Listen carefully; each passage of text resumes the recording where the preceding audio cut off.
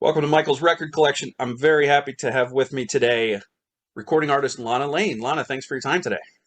My pleasure. It's great to be here. So, I want to talk to you a little bit about a new album coming out. Neptune Blue comes out January 8th on Frontiers Music. But just to set the stage a little bit, I always ask my guests some questions about their background. And one of the questions I like to ask is, what's your favorite record? Oh, good one. You're probably going to laugh at this, but one of my favorite records is Live at the Sands with Frank Sinatra. And it's Okay. with Count Basie, and it's arranged by Quincy Jones. It's just wonderful. The showmanship, just his swagger and his connection with the audience is just fantastic. And it really is something special to me because it's just him and his voice and this wonderful orchestra, and that connection that he gets with his audiences. Just, I love it. Okay. Was that your first favorite record and it's continued, or did you have a first favorite that you remember?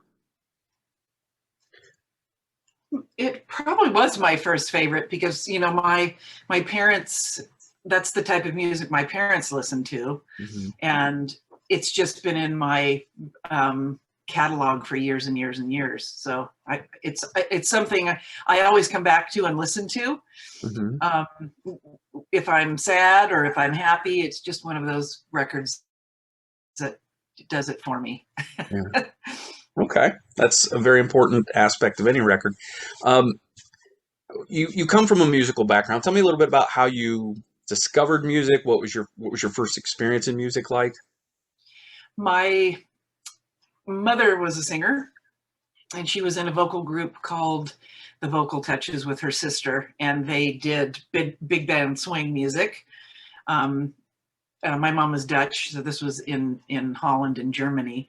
And then she met my father, who was in the service at the time, and they got married and moved to the States.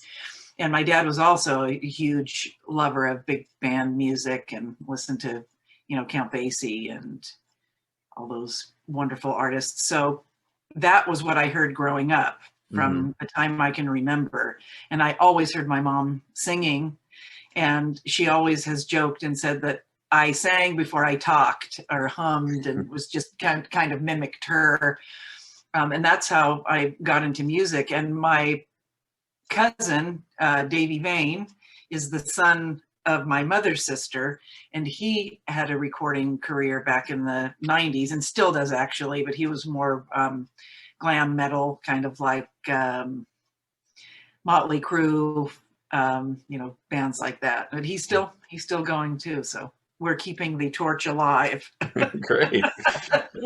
So when did things change for you in terms of steering you towards more pop and rock and even progressive rock?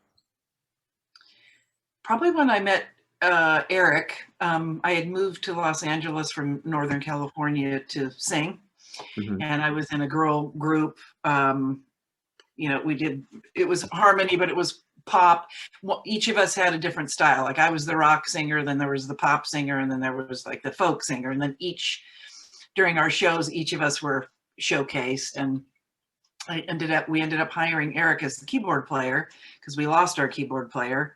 Um, he was Paul Merkovich, and he ended up going on the road with the Nelson brothers. Good choice he made. So, instead of staying with us. But anyway, the drummer at the time said that he knew a guy that was really talented and had wonderful gear and was progressive, and that we should give him a call. So I did call him and I spoke to him. And at that time, it was just cassette tapes. So I sent him a cassette tape of what we were doing, and he really liked it. And he joined the band. And then he really started to expose me to more progressive music because I really was into, hard rock and like I said, big band music, but I had never really been exposed to progressive music. And then when he exposed me to it, it was really awesome. And then he was actually the one who suggested I become a little bit more progressive because of the competition. At that time, for a singer, it was Alanis Morissette and, myriad of women like that. And just to have my own voice. And he thought that, if since I like progressive music, if I put myself into that genre, that it would probably be a nice fit. And he was right. Sounds like your keyboardist leaving worked out for you pretty well too. It did. I would have known. Yeah. 32. Well, we'll see. Eric and I will be married 32 years in March. So, ha ha, Paul. Yeah, and rumor has it Eric's pretty good with the keyboards himself. He is. I'm a fan of his music and rocket scientist. In fact, I had Mark and Don on this show months ago. Eric was, I think, working on your album at the time. Probably. So let's talk a little bit about Neptune Blue. It's hard to tell because you've done a lot of records and there's some compilations, there's some live albums, but I have this as your 11th studio album. Yes, I believe so. Yeah. Okay. Yeah, it's even hard for me to keep track. Yeah. Like I said, you've covers albums that I don't think you guys necessarily count as solo albums, but you have your live albums, and you've guessed it on what all the Rocket Scientist albums, pretty much, and Eric's music and that kind of thing. And so they all guessed on mine. You have a really nice, actually I'm glad you said that, you have a really nice little musical collective with Mark and Don and Eric and yourself, and you built this little sort of family. Yeah, that's a great word for it. And you guys all kind of are there for each other, and you complement each other well, and you know what each other, like by now you guys know exactly what each other needs. For sure. I think it is one of the greatest parts of, being a musician for me, because you're vulnerable, when you write things, and it's really nice to have people who have your back and, are willing to say, hey, maybe try this, might be a little cooler, or just their input of what they come up with as well. Mm-hmm. And that you just trust each other. And it's a really wonderful relationship, and we're good friends too. It's not just being, in bands together. It's, Eric and I are the godparents to Mark's daughter, Emily. So it's the way to, I think it's the only way that I would be able to survive in the business, because it's a really difficult business, and it's fleeting as well. But when you have, the kind of relationship that we all have, it's all worth it. Yeah. So Eric produced the album. It's something Eric just does. Eric's the production guy. He does the same for Mark and Rocket Scientist and everybody. He's also in keyboards, plays a little bass, and does some backing vocals on this. Yes, and he wrote quite a bit of the songs too.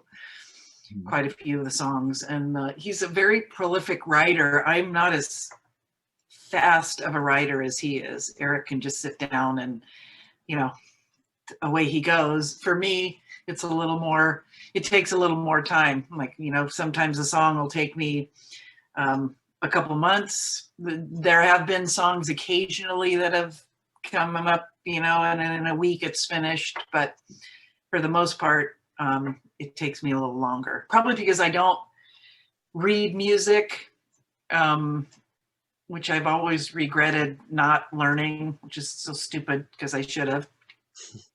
So it just takes me longer. If I'm at the piano, I don't know the rules. I don't know what, if I write a song and I'm trying to explain it to Eric, it's like these, and he's like, wow, that's not even a chord. It sounds beautiful, but it's like he can't translate it, so he'll just kind of write out what the notes are. So that's great. What happened with Neptune Blue, actually, the song Neptune Blue, he's like, wow, that's good, but what is that? I'm like, I don't know. The good part is that he said it's good, you know, Yeah, even if you he's don't know what the chords are. he's really yeah, he has really helped me musically, just to, be confident. He said sometimes it's good that you don't know the rules, Yeah, that I think you so. just play. And so, So Jeff Coleman is on lead and rhythm guitars on this. Mark yeah, McCrite on rhythm and acoustic guitars, additional bass and backing vocals. yep. Don Schiff on NS stick. Greg Ellis on drums and percussion. And I got a credit here for John Payne on backing vocals. And I have to admit, I've listened to this album a few times, and John's got a very distinctive voice, and I can't find him. You can't? Oh, No. you will be so bummed to hear that. I know.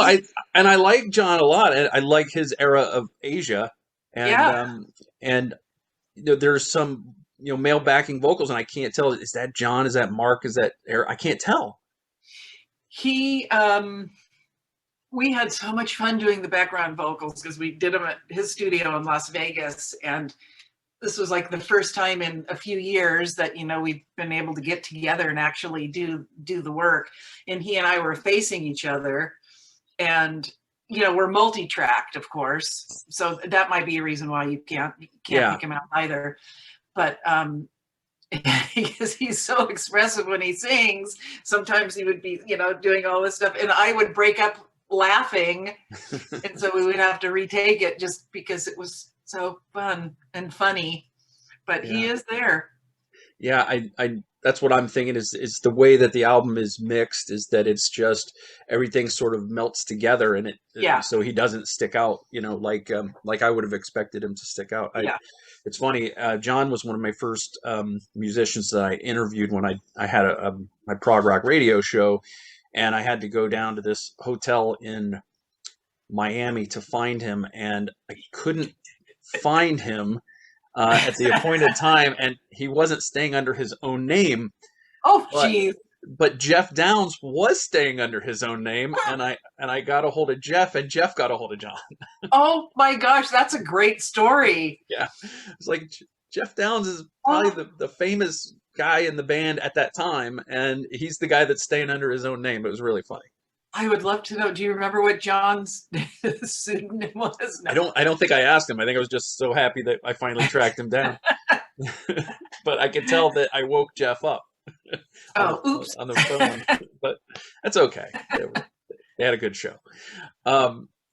So this is coming out on CD and a limited edition 2 LP yellow vinyl, exclusive to Frontiers web shops. And is this the first thing you put out that's come out on vinyl? Yes, very excited about that.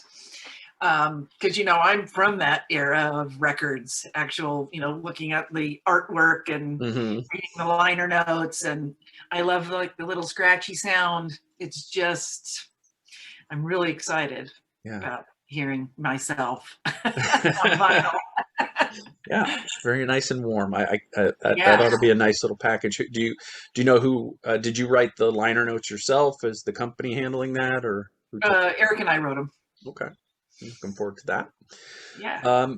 It's been a while since El Dorado Hotel came out. Yes. When this album drops, when Neptune Blue drops, it will be almost 10 years to the day from the release date of El Dorado Hotel. Yes. I guess the question is, why the long gap? Well, life happens, and it goes by fast. In the beginning of our career, Eric and I were putting out 2, 3, 4 albums a year between Lana Lane, Rocket Scientists, and Eric's solo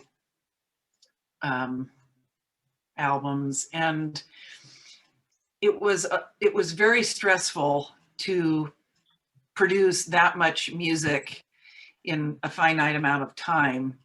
And it always felt like we were just, running and running and running. And it got tiring because it continued that way for a few years. Yeah. And, even El Dorado Hotel was kind of like that. It was like it had to be finished by this time, and it takes away from creativity, and it takes away from just the joy of making a record. Yeah. And so, you know, Eric continued to release things, and Eric was on the road a lot in those 10 years. My mom is getting older, and I was spending time with her. I started my little gourmet foods business, just kind of enjoyed life, you know, and I'm getting older too. You know, I've been in the business 20, or been recording 26 plus years. And I just didn't feel like I had anything new to say either.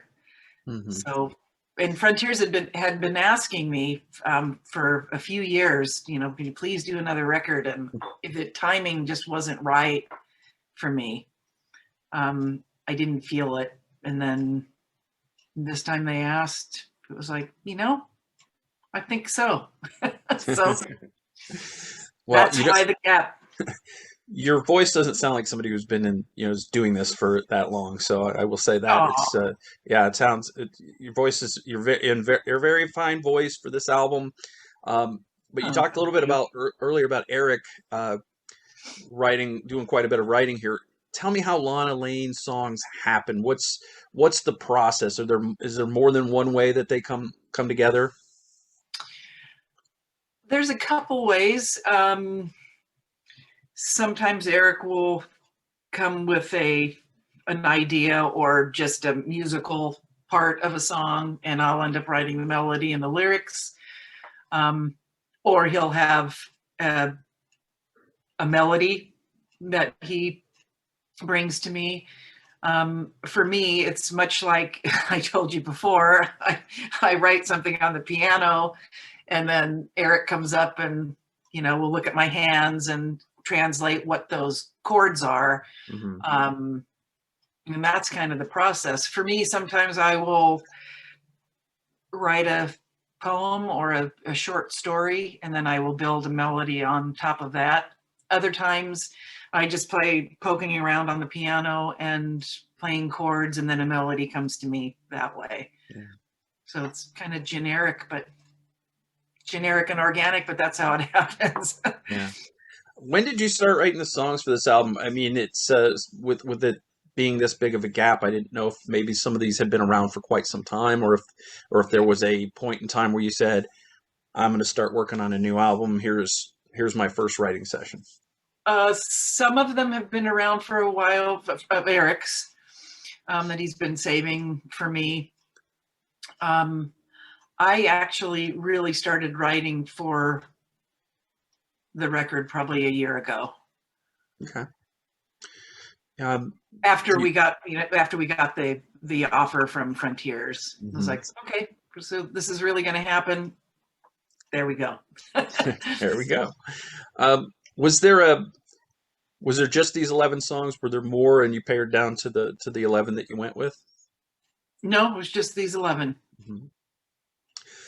There seems to be some connectivity lyrically of some ideas of separation. There's Remember Me is a separation in terms of time being away, and then there's physical separation in Bring It On Home, Miss California, Far From Home. Was that something you were that was on your mind, or is it just coincidental? Nope, that was on our minds. But we also wanted to really keep the album an uplifting listening process, because there had just been so much crap for the last few years for most people, that and music that was coming out was really reflecting like the dark and dreary side of all that. And I just really wanted to put a record out that people could sing along to, and, you know, maybe have them reflect and feel better, and know that, you know, you just got to keep moving and keep positive, and things do get better. Mm-hmm. Sometimes it takes a while, but they do get better. And I think that's reflected, that sort of desire on your part to be uplifting, in that this is not a heavy, it's not heavily symphonic progressive. There's elements of that, but it's really sort of an album oriented rock approach. Yeah. yeah, and that's what we really wanted to do. It's like I just wanted to do songs that made me feel good. And, you know, when Mark and I wrote Bring It On Home, it was like just a fun kind of groovy Lenny Kravitz type of song that was just made us both feel really good. And Someone Like You, yeah, just, you're right. It is AOR. I don't know if we set out to do that, but it just naturally evolved into that because I just wanted to do songs that I enjoyed singing and were symphonic. Yeah. Remember Me kicks off the album. I wondered if this was intentionally sequenced because it had been such a long gap between albums. I'm sure it was. Because Eric did the album, what do you call it? The list or the track sequence. Thank you. Yeah. Yeah. My coffee yet, but yes, yeah. So I'm sure that was part of it. So it starts off with this big church organy type of intro. What sort of inspired that? Was that something Eric brought to you, or did you think of that in your mind? No, that was Eric. That was Eric.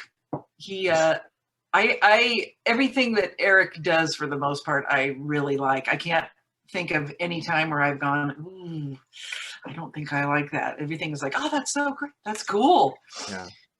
The sounds and, you know, they're just fun. They're reminiscent, you know, of, you know, 70s, and it just, it's a nice component. You've got a video for this, and what I like about that is that the woman in the video finds this little treasure trove of Lana Lane CDs. Yeah, she does.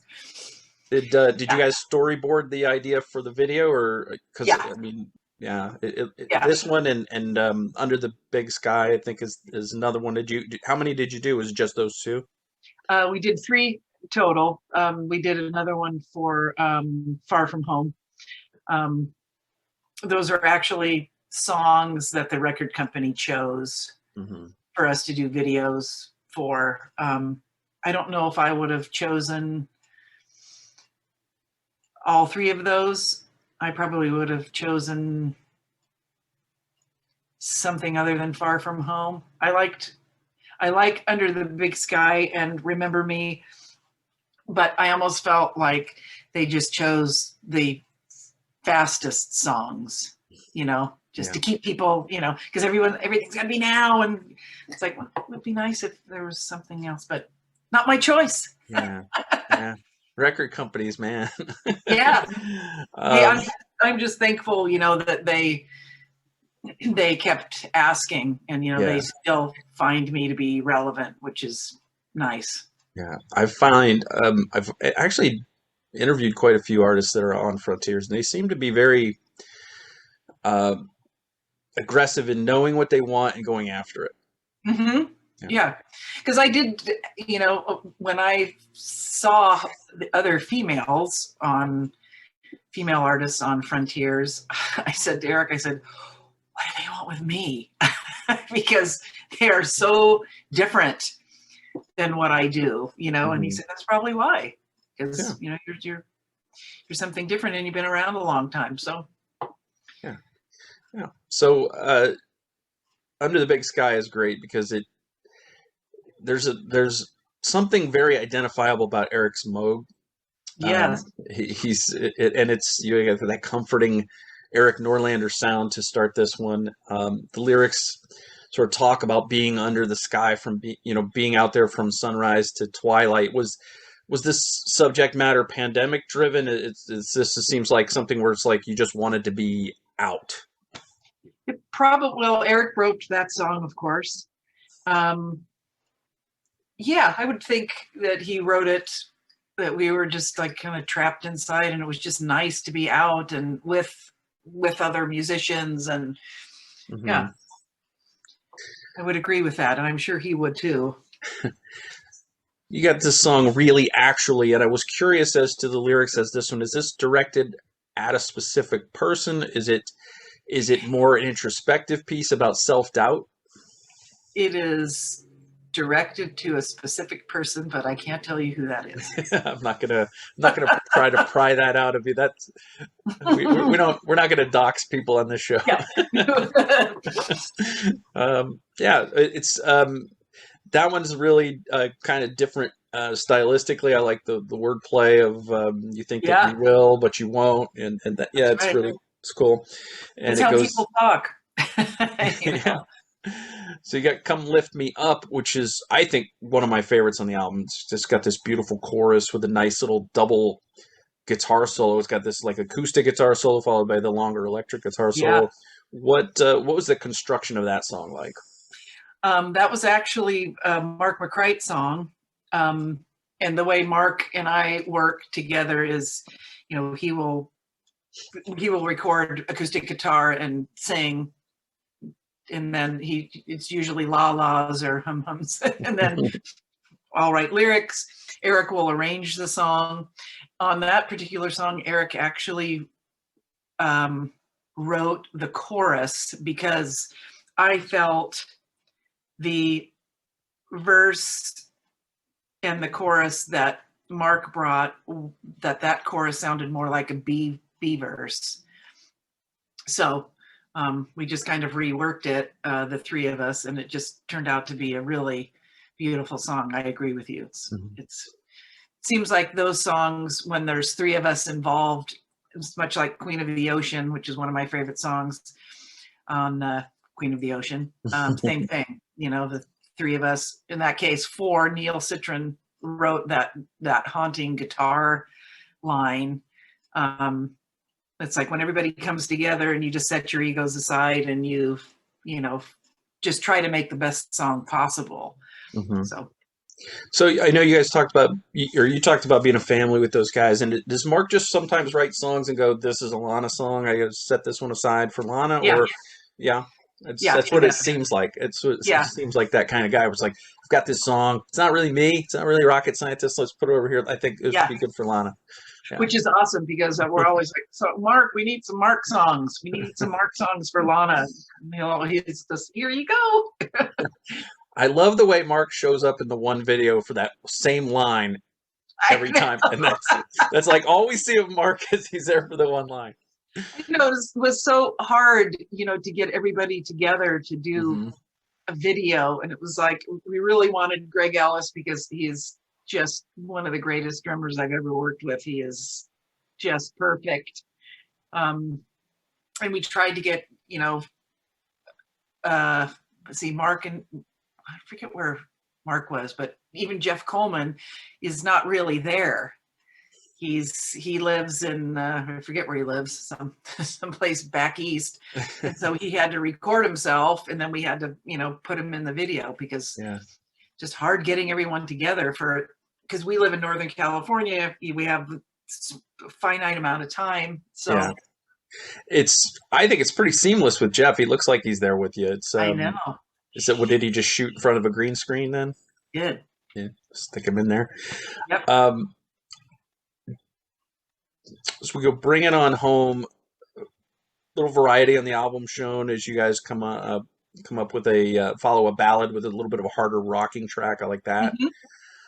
And then you go into Don't Disturb the Occupants, which is very Twilight Zone-ish, and it's probably the most sort of out there sci-fi song on the album. What was the catalyst for that one? There again, Eric wrote that song, and there was a Doctor Who episode. I don't remember what the name of it was. He will kill me for not remembering it, but that sparked his creativity for that song. Yeah. It definitely has a Doctor Who sound to it. Don't disturb the occupants. I wish I could remember what it was. I like that one. And then you guys made me learn a new word because Lady Mondegreen. I didn't know what a Mondegreen was. I didn't know what that was. I looked it up and I was like, okay, it's when you. Yeah, you looked it up. Yay! Because most people it just completely goes over their head, and same with me. I was like, Mondegreen, Lady Mondegreen, and Eric's like, funny you should ask. And then he told me what a Mondegreen was, and I'm like, oh, that's awesome. So I wanted to know. Yeah, I wanted to know if it was a real person. Like, is this a a Yeah, biography of somebody? And then I found out what it was, and I was like, okay, this is the misheard lyric yeah, laid him on the green is heard as Lady Mondegreen, and that the whole evolution of that, exactly. which I love the evolution of wordplay like that. It's great. Yeah, and So there's so many songs like that, that even, I was singing wrong lyrics to for years. I'm like, wait, what? so the in parentheses the title says she's so misunderstood. Is that about you, or is it No, just an allusion back to the wordplay? illusion back to the Yeah, it's very wordplay. cool. I like that a lot. Yeah, he's fun. Miss California. It sounds autobiographical, but also sounds like something that was written prior to the pandemic. I mean, because people haven't been traveling as much. Yeah, yes. That had a little wordplay too, because I'm sure people, if they saw the title, thought that it was, you know, Miss California. Right. Yeah, I like that too. Yeah, yeah. But It's yeah, just when you're on the road and you're traveling, you kind of forget, how great home is because you're all wrapped up, and then you have those moments when you're like, oh gosh, I just want to go home. Just want to go home. yeah, I can relate to that. I think everybody can. Did you write the lyrics or did Eric? We both. No, that was all Eric. I was Okay. just looking there. Because That was all Eric. I was gonna ask you if you've been to all those places named in the song. I know you've been to Japan Yes, and the various the yes, various European. I didn't know about St. Petersburg though. yes. We've been to St. Petersburg, which Far From Home is based on that. Okay. Our St. Petersburg concert, which was awesome, by the way. The airport was not. That was frightening, and you felt like you were people with machine guns, and it was just like, wow, okay, we're just here to sing and stuff. But the concert was awesome, and it was absolutely beautiful. Just we got to see some of the country. It was honestly stunning. Yeah. But you're home in California, and you've probably been there a little longer than you anticipated. Yes. Yeah, but that's um, okay. yeah, Far From Home has a little bit of that same theme to it, and you mentioned that there's a tie-in, and like I said, this is sort of thematic throughout the album. This sense of being separated from somewhere or someone. Mm-hmm. Um, Yeah. it's a nice theme to weave through the album, and I think the sequencing that Eric did does a nice job of sort of spacing it out, and then putting those other songs kind of fitting them in really well. The last song is Neptune Blue. This is the epic. It's sort of I don't know. It sounds like a sci-fi love song to me. It is. That's Yeah. how I wrote it. It's one of my favorite songs because it's kind of like my journey with Eric, through my musical journey with Eric from the time we met to now. It's just our little love story. And I love the science fiction part of it. Mm-hmm. It's like sci-fi. Where did the inspiration for that wordplay Neptune Blue come from? Good question. Well, I love Ticket to the Moon by ELO. I kind of wanted to write a song like that, and I had been doing research on the astrology signs for the song, and Neptune Blue is like an actual, what do they call it? Not a star, but it's an actual element. So I was like, that's really cool. I like that. Yeah. So I went with Neptune Blue. It fits really well with the mood. The mood of the music and the lyrics fit together really well. It's it's one of my favorite songs on the album, and I know people say, "Oh, there's Michael going with his epics," but I do like it, even though it is the longest song on the album. But that's not why I like it. No, it's my favorite song too, and I was hoping, talking about the videos again, that song could have gotten a video, but Yeah. It is what it is, because I And think it's a really interesting song, and I absolutely love the outro. Eric wrote that outro to the song, that build, and it just, I love it. yeah, it seems like the song is about to end at about 4.5 minutes, and then it extends out with this Yeah, these instrumental twists and turns, and the vocals about boarding the Starlight train or whatever, yeah, and that really is it's very it just puts a picture in your mind of this futuristic place, and you're going to go to the I guess the moon of Neptune, and you're going to get on yeah, this train. It's very cool. and find Um, your true love. yeah, if all goes well. That's right. Yeah, yes. um, the artwork for this, it's the house on the artwork looks like the same house from, was it Curious Goods? Yeah, Is this the same artist that you and Eric and the Rocket Science have been yes. using throughout? For years and years. Yeah, and if you notice, there are other elements like the bed. There's a portion of the bed that's from Queen of the Ocean, and then the clock tower is from Lady Macbeth. So Hmm. there's little familiar elements, and then his typical wonderful surreal art. Yeah, it's always got these like sort of mechanical critters running around Yeah, somewhere for you to look yeah. at. It's very, It, very interesting. uh, how did you become the voice of the computer for Arion?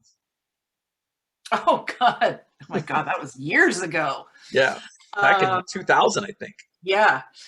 Well, he played on Secrets of Astrology, Hmm. um, and we recorded his guitars in Holland in his studio. And he was in the middle of recording his own stuff, and he asked me to be the computer voice. And I'm like, okay, I've never done that before, but okay. Yeah, this would be Arian Anthony Lucasen of Arion, obviously, and you've been on a few of his releases. You sang "Dragon on the Sea" on the first Universal Migrator album, which it's one of my favorite tracks from that album. That's one of my favorite Arion albums. So, That's a good uh, one. yeah, it's really good. You've been on. I think you did some backing vocals for his Ambion project as well. Yes. Yep. Um, just a good rapport between you and Arian. Yeah. Haven't been in touch with him in many years. He's still doing his thing. Hmm. We're doing ours, and we don't travel anymore. I mean, we haven't, like the guitar player pair who we used on, my gosh, I want to say my last 3 or 4 albums, and the drummer Ernster in Holland. It's just a little difficult, to work that far away Yeah. from people. So, and I have my own family still. So It's true. So you've done a lot of these sort of little side projects here and there. You and Eric were very mm-hmm. involved with the Roswell 6 project. Mm-hmm. I just had Michael Sadler on the show a couple weeks ago. We were talking about Oh, Roswell 6, so it's kind of still fresh in my mind. Um, how do you pick which projects you're going to work on or be a part of, or is it just a matter of whoever asks, you're willing to give them a listen? no, on the second part. Not whoever will ask. I think if we like the project, and we think it's a nice fit, we do it. If we don't, we don't. Um, I think that you should be, involved and present if you're going to be a guest singer Mhm. on something, and I have to like it and respect it to do that. So that's how I choose it. Yeah. Tell me about your scarves. Use these scarves when when you sing. It's like Yes. it's sort of a big part of your look and the flavor of your shows and that kind of thing. How did that get incorporated? When did that start? Okay, that started when we were setting up to play live. There are always long or longish instrumental sections in the songs. And early on, there were a lot of them. And so I would just be standing there. And Eric said, well, you could play tambourine. And I was like, no, I am not going to play tambourine. It's just ridiculous. So I thought, well, it's progressive and it's movement. So I'm going to use my scarf. And it's really like, they're really like my security blankets now. Yeah, I was going to ask you, is that just something so that you have something to do with your hands while you're up there? It is. It's just like I have my own thing. It's like if I were to play a guitar, which I don't, not well enough to play in front of people anyway. Mm-hmm. So I just have my scarves, and I've been gifted some awesome scarves, and I've used them in my videos lately. So. Yeah, I was going to ask you how many you have, and is it too numerous to count? No, it isn't too numerous to count because they have to be a certain fabric so that they flow nicely. They have to be kind of light, and sometimes they're a little heavy. Mm-hmm. And I like it to be a little see-through, and they have to be quite long so that I can, do a lot of movement with them. So, Neptune Blue, are there going to be any live shows for this album? I don't know.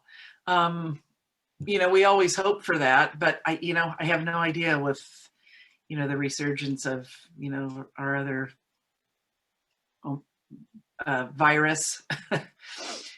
I don't know what will happen. And I'm sure, depending on the sales too of the record, the record company, will put money behind touring if they think it's worth it.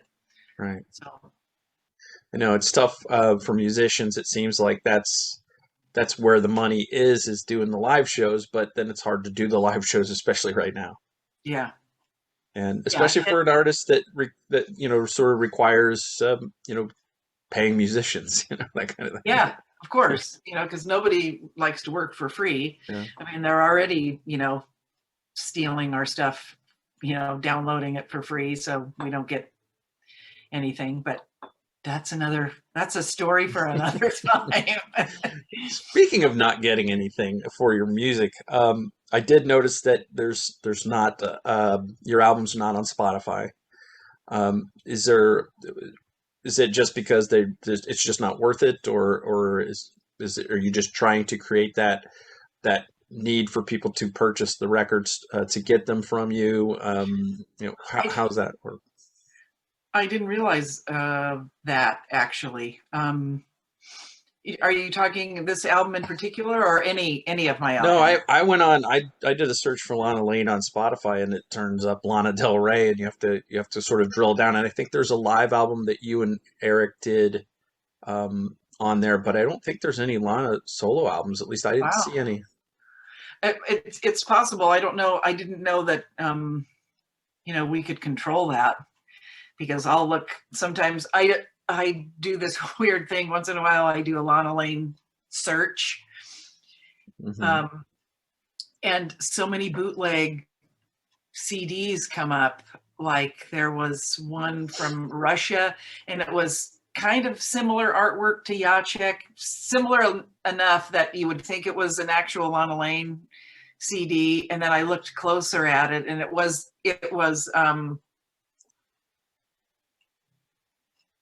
Storybook. It was a Storybook or Return to Japan or something, like one of those. And I was like, oh my God, this is like, I said to Eric, I said, what the hell is this? And he's like, that would be a bootleg, my dear. And I was like, oh man, and then there's, people are selling them and they're getting money for them. Of course, somebody paid to manufacture them too. And it's like, well, God, thanks. Yeah, that seems to be where all the really problematic bootlegging is taking place in the Russian, former Soviet countries. But yeah, I'm looking now. There's a European tour. Lana Lane and Eric Norlander European tour 2001. This is on Spotify. Yeah, and one from 2003. It says European tour 2003 limited edition, and and the other one just says European Tour 2001. So I don't know what that's what's up, but there's Rocket Scientist albums on here. Really? Well, see, I really don't know. I didn't know that you could control it, because we certainly aren't able to control it on anything else. I mean, we can ask them to stop, but Yeah. they don't. But the reason I brought it up is because I wondered if that was it, because I know that artists don't get very much per stream, and it takes really millions of streams to really start to Yes. see anything on there. But it is a way that I know I've talked to some smaller artists that they just put their stuff there because you need to be there to get discovered a lot of times, and that even though it's practically giving your music away, there are still those that will, find you online and buy your CDs and your T-shirts and that kind of thing. Mm-hmm. Yeah, I mean, for me, I've been around for such a long time. It's like, if you don't know me by now, Yeah, then there's a song in that somewhere. that's right.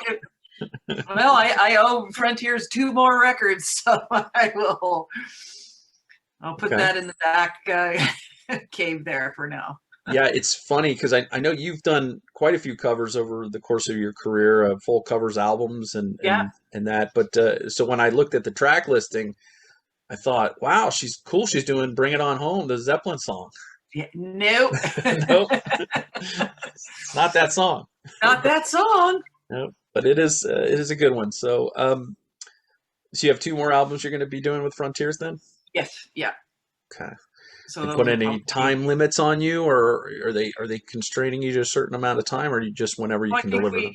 another one next year, and then another one the year after that. So that's doable. Yeah. That's a nice pace, and um, you get to enjoy the process more. Yeah. It's The better than writing. doing 4 albums a year. Yeah, I'm telling you, I don't know. Especially the age that we are now. It amazes me that we were able to do that. Mhm. Yeah. I mean, there was so much. Eric just put together the very best of Lana Lane for Japan, because they're releasing a very best of, Mhm. and just the catalog of songs that we went through to choose those very best of was amazing. I just can't believe that we produced that much music. It's pretty cool. Yeah, I And think you if forget about it when you're on that treadmill. yeah. You don't realize, and then 25 plus years later, you're like, oh. Yeah, as somebody that didn't get into progressive rock until I want to say '04, I think is when I started to really get into it. I can tell you that think tank media, if you're trying to be a completist, it's going to cost you some money. Yeah. That's another brilliant step from my husband, because he was always adamant that we did not sign deals with large record companies, and that we retained all our publishing. Yeah. So it's the gift that keeps on giving. Yeah. Our catalog. The Japanese compilation, is it a single disc or two? I think it's 2, and I think that I don't know when it's coming out, but maybe February. I think Mm-hmm. it's a good one. Yeah. Are you still seeing that a lot of your fans are from Japan? Is that still a large portion of your fandom? Yeah, not as much as it was, because we haven't been visual really there for a few years, like probably 10 years, since El Dorado Hotel. Yeah. But I do have my loyal fans for sure. Yeah. From there. And from here, I'm glad that you're not going to be spending another 10 years between albums. That's good to know. Me too. And I'd be way too old. So people can get this from Frontiers, and that's the only place you can get the 2 LP yellow vinyl. Yep. They can find out more about you from lanalane.com. You're not really on Twitter. Is that right? No. I am on Instagram. You're on Instagram. You have an Instagrammed a Facebook. lot. That's Lana Lane Artist is the Instagram, and you're on Facebook. Yeah. Um, yeah, it's just too exhausting to be in every social media. Oh, I know. I mean, and for me, being that I'm a little older, even the Instagram thing was like, oh my God, there's a learning curve. Because I was talking to my sister-in-law, and I'm like, I'm on my computer and I can't do this. And she said, oh no, it's got to be from your phone. I'm like, oh God. Yeah, they've made it a little easier for people to use their laptops now, but yeah, it's definitely a mobile device type of Yeah, medium. But yeah, so go find Lana on Twitter, not on Twitter, but on Instagram, on Facebook, and check out the website lanalane.com. You can buy some of those at the Think Tank Media website. You can buy a lot of your back catalog, and I think it's a Frontiers record, so it'll be available on their website, but also you should be able to pick up the CD on Amazon as well. probably. Yeah. Yeah. All right, Lana, it's been fantastic talking to you. You too. I wish you nothing but the best of luck. I actually met you and Eric at the first Cal Prague a million years ago.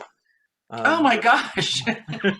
So That's right, Cal Prague. yeah, so I got some stuff signed, when I was there. So that's kind of cool. And Oh, yeah, it's been nice. nice. It's been nice catching up with you. You too. Thank you so much for the time. It was a pleasure. Sorry about the little delay, but we finally got it together.